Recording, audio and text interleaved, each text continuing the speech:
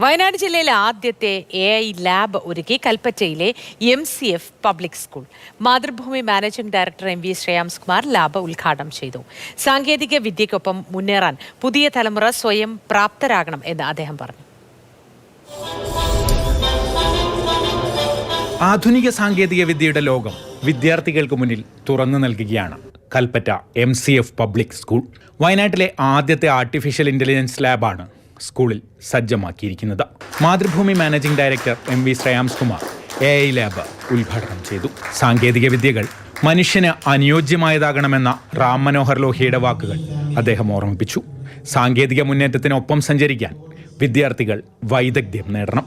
Technology വേണം, that is to increase the capability of human being to enrich their knowledge but not to replace human beings. But now we are going there. എനിക്ക് നിങ്ങളോട് പറയാനുള്ളത്, നിങ്ങൾ ചെയ്യേണ്ടത് നിങ്ങളുടെ skill വളർത്തുക എന്നുള്ളതാണ്.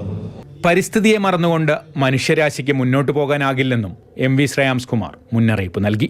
End of the day, if you don't take care of environment, there's no technology is going to help you with that. അതിപ്പോൾ നിങ്ങൾ കാർബൺ എമിഷൻ മറ്റുള്ള രാജ്യങ്ങളാണ് കൂടുതലെന്ന് പറയുന്നത്. നമ്മളുടെ ചുറ്റും നമുക്ക് എന്ത് ചെയ്യാൻ പറ്റില്ല. It is not just macro level of managing environment, it is micro level. നമ്മളുടെ പ്രദേശം നമുക്ക് എന്ത് ചെയ്യാൻ പറ്റും. Robotics, 3D printing, virtual reality, augmented reality, vertical farming തുടങ്ങിയ മേഖലകളിൽ വിദ്യാർത്ഥികൾക്ക് പ്രായോഗിക പരിശീലനം നൽകുകയാണ് AI ലാബിൻ്റെ ലക്ഷ്യം. ഫോർത്ത് ഇൻഡസ്ട്രി റവല്യൂഷനിലുള്ള എല്ലാ ടെക്നോളജീസും കവർ ചെയ്യുന്ന, പ്രാക്ടിക്കലായിട്ട് കവർ ചെയ്യുന്ന ഒരു ലാബാണ് ഈ ഒരു AI ആർട്ടിഫിഷ്യൽ ഇൻ്റലിജൻസ് ലാബ് എന്ന് പറഞ്ഞു കഴിഞ്ഞാൽ.